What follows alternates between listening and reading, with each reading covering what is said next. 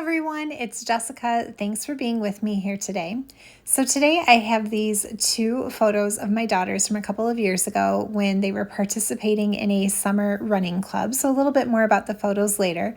But I have pulled a couple of papers from my January Hip Kit subscription, and I think that the papers that I've pulled are going to work really well with the colors in the photos. So there's some blue in my daughter's shirt, and also she's got some pink and purple on, and so I think this stripe paper is going to work really well. And then my other daughter has on more of an aqua blue kind of shirt, and so I pulled this cardstock also from my kit, and I just think that these look really pretty together. I did pull a couple of other scraps of some other papers from that same collection that I thought I might use, I don't know, for something. So we'll kind of see how this goes, but definitely I want to use those first three that I showed you. Now I have this on my Pinterest board, and I don't know where it's from, but I have actually created this layout before. So I went digging through my scrapbooks and I found this layout that I made a while ago.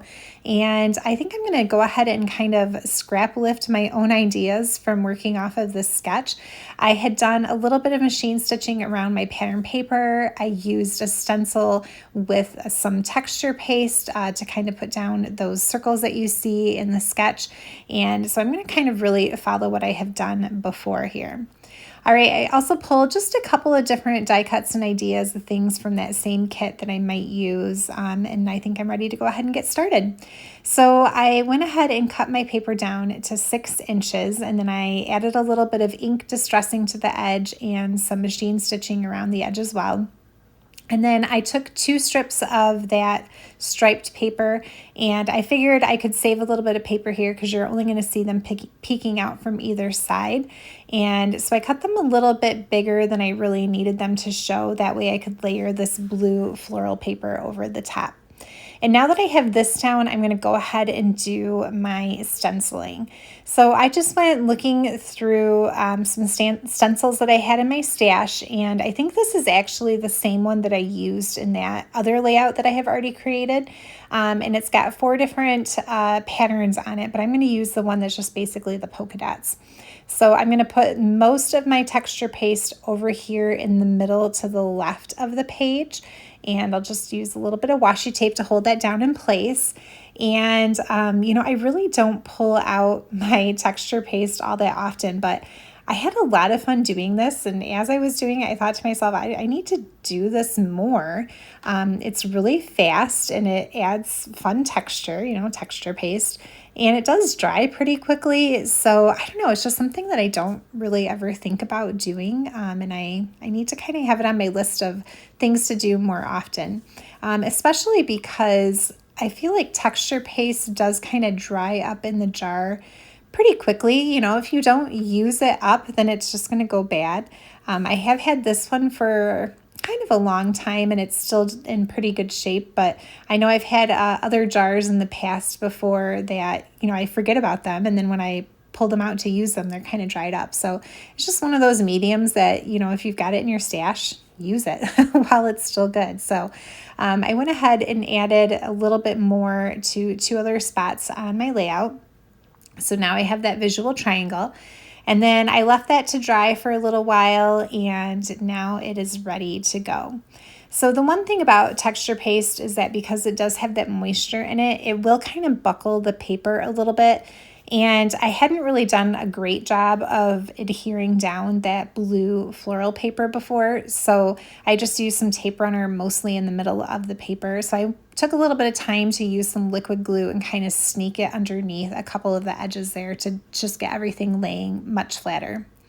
So I'm going to go ahead and put my photos like this. And then I did also off camera cut a bunch of different circles. I used some blue cardstock that came in my kit, so it matches the blue and the florals there. And then the back side actually is that blue and white pattern that you can see. And then I went through my old cardstock and I pulled some wisteria from close to my heart. And the purple doesn't match the purple in the stripes exactly, but I kind of liked that. So I'm going to use just a slightly different purple color for some of my circles here.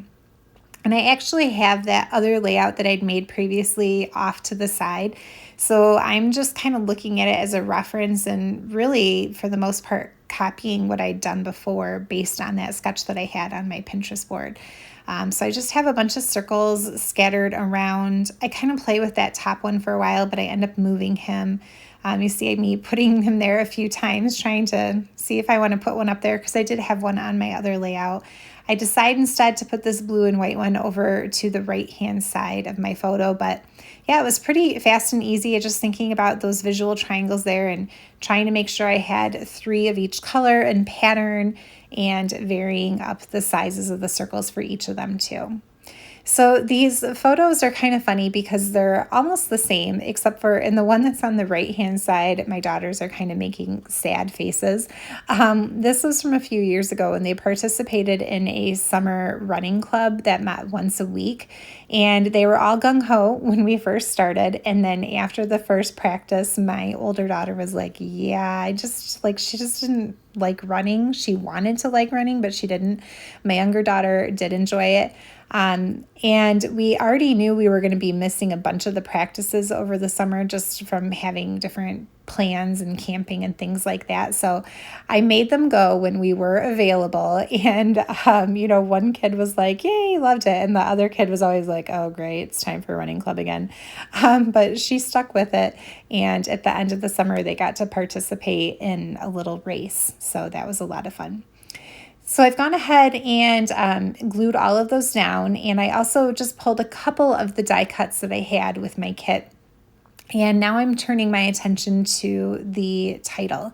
So I used a purple cardstock that came with my kit. So now this one matches those stripes in the pattern paper a little bit better. And I like having those 2 tones of purple there. And I've die cut those out 3 times so that my letters are stacked up kind of for some dimension.